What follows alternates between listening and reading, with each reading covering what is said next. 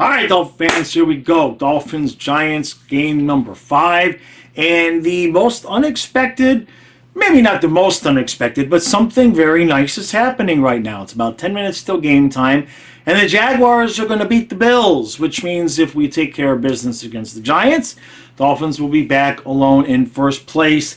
And that's a good thing. Now, in terms of what we need to do in this game, two things. Don't get caught sleeping and stay healthy, okay? I don't care if we score 70, 60, 40. I don't care if we win the game 10-9, okay?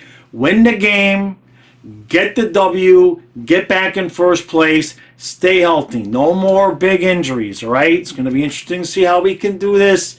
It's a home game. The Giants allowed 11 sacks last week, so it's one of those things where you look at it and you say, everything says the Dolphins should have an easy W today, which means we'll probably be biting our nails at some point in the fourth quarter, screaming about how come this defense is making Daniel Jones look like a competent quarterback. I hope that doesn't happen, but it's the Dolphins, so there's anything that's possible.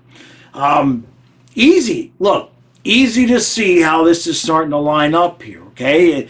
Dolphins win big, then the Bills beat us big, then the Bills are now losing to the Jaguars.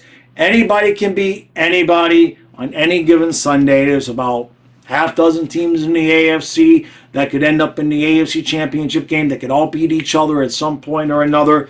So whether you do it or not in those big spots, it looks like the Jaguars made the right move by staying there in London because they've really taken it to the Bills here in the fourth quarter. Matt Milano looks like he hurt his knee pretty bad, so that's 2 down for the Bills. But we're not celebrating injuries because Dolphins have their own injury issues. Teron Armstead's on IR, so he's going to be out at least for a month. Whatever, dude. Just Kendall Lamb is fine. We have no problems there.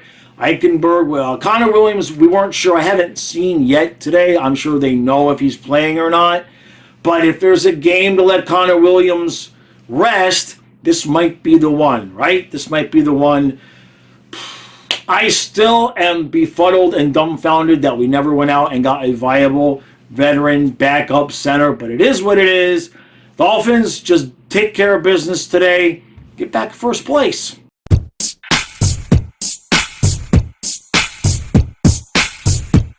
All right, so it's 17-10 Miami at halftime. Now I'm going to take the fact that Achane is just an absolute beast. We'll put that over here on the shelf because Dolphins are dolphining, and what we're doing is playing down to the level of our competition. Now, yeah, we've been able to move the ball. Defense looks okay. The Giants have had some drives. Their offensive line is brutally terrible. I like Van Ginkel better than Jalen Phillips, I'm not going to lie. Eli Apple has been a mixed bag. They got Cater in the slot. Tackling looks a little bit better. But Tua. Now, I have no doubt that Tua is one of the best quarterbacks in the league. However, he does have a tendency to kind of sometimes force things. We get down there at the end of the half here, and we're fixing to make it 21-3. On second down, he throws a fade to Waddle. Not really a fade, but Waddle's never open. And it pretty much looked like an easy call for defensive pass interference. The refs don't call it. And then on the next play, Tua takes 2 steps, throws the ball into at least triple, quite possibly quadruple coverage, trying to get the ball to Waddle, who's just literally blanketed. And it's a pick 6, and the next thing you know at that point it's 14-10. And then we managed to add a field goal at the end, 17-10. We get the ball first, start the half. I don't feel like Miami's going to blow this game, but in terms of things that are irksome that you get concerned about moving forward, Tua's decision-making, look, last year and the previous years, Tua's decision-making has been questionable. This year it's been much better, but his confidence is so high at this point now that I think sometimes he's just forcing some throws that maybe the best thing to do would just be throw it away or scramble or something other than throwing into triple and double and quadruple coverage. It was bad. It was really, really bad. It was a ball that should have never been thrown. I'm not going to sit here and second guess and say why didn't McDaniel run the ball, because we're perfectly capable of getting throwing touchdowns, obviously.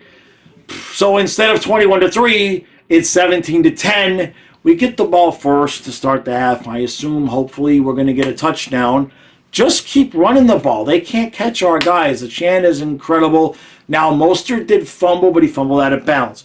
Achane fumbled. We lost it. That led to the Giants' field goal. But then the next time he touched the ball, it was like a 70, however long the touchdown run was, he just ran past everybody. It wasn't that they couldn't catch him.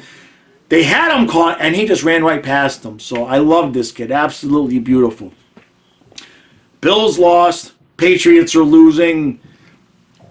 Just finish this game up appropriately, Dolphins. Stop doing stupid things and keeping the Giants in it.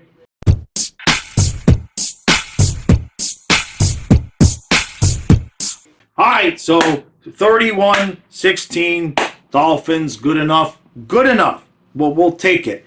Real quick here, the second Tua interception. If you're not aware, on Twitter, somebody showed the highlight. As Tua is throwing, his hand hits Connor Williams' helmet, so that explains why that ball sailed over Jalen Waddle's head and looked like another one of those where the hell is he throwing the ball moments. So there's that. Dare I say we have the best running game in the NFL? I mean, we have the best passing game in the NFL, but, I mean, Achane, I think he ended up averaging about 13, 14 yards a carry. Mostert was at about 8 until the last few carries when, you're just running out the clock. Just almost perfect. The defensive tackling is not good. Defensive tackling is not good. Daniel Jones got sacked, I think, 7 times, and I think we got the Tyrod at least once or twice. Daniel Jones left the game with a neck injury after Andrew Van Ginkel just came around the edge and obliterated him. Andrew Van Ginkel is better than Jalen Phillips. It's not close. So hopefully Phillips gets relegated to a backup role. We figure something else out, because every time Van Ginkel plays on the line, he's a beast. I love that guy.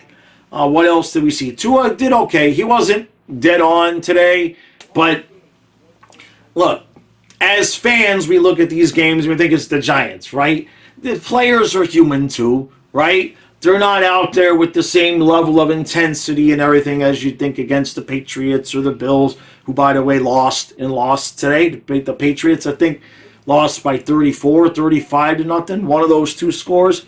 So we got in, we got out. I think we're relatively healthy. Isaiah Wynn left the game for a while, came back. That's okay. We're good there. I know some people were a little bit concerned about Achane on the last play.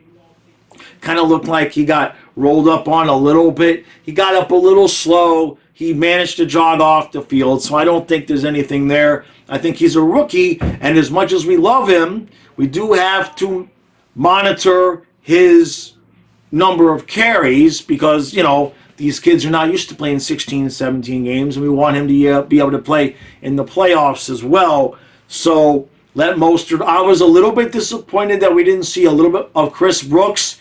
I know Mostert and Achane are doing well, but as we get on into the fourth quarter of these games, if we've got a 2 and a 3 score lead, I think it would be smart to use Brooks to not wear out our top 2 guys a little bit more. But at some point, we'll get Ahmed and Wilson back. So we're stocked and ready to go. So other than that, offensive line is just a beast, especially with running the ball. The offensive line is just playing outstanding. Connor Williams back in.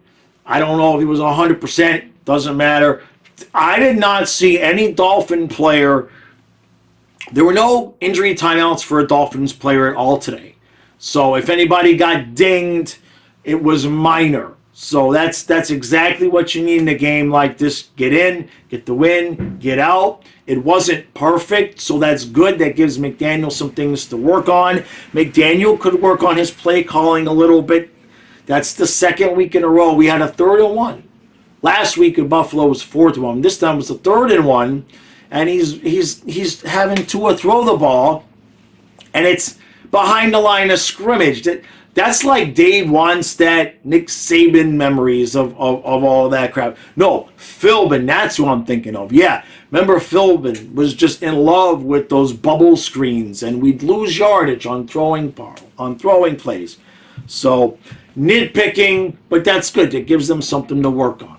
All right, no big deal. We needed to get this win. The Ravens lost to the Steelers. The Bills lost. The Patriots lost. So now, at worst, we end this game here. We will end this week tied for the top seed in the AFC with the Chiefs, pending on what they do later on today. All right. Short. That's it. We're good. We're good. We're 4-1. Last time we started 4-1 was 2003. It was Dave Wannstedt and Jay Fiedler. I'm pretty sure that is the year, the 2003. I'm pretty sure that is the year we started, 9-2, and then we blew it at the end of the season, finishing 9-7. When was that still Stoyanovich that missed that field goal, or was it one of the other guys that missed the field goal? I believe at Minnesota. I'm really testing my memory here. I believe that was the year. One of you will remind me. That's off the top of my head. It was a long time ago, but I'm going by. I remember where I was living at that time when the Dolphins blew that possible playoff berth. I believe that was the year we started 4-1. So, all right. Train, I'll be back with the review tomorrow morning. Appreciate the support. Hit that subscribe button if you're new. Dolphins are 4-1. Not much to complain about.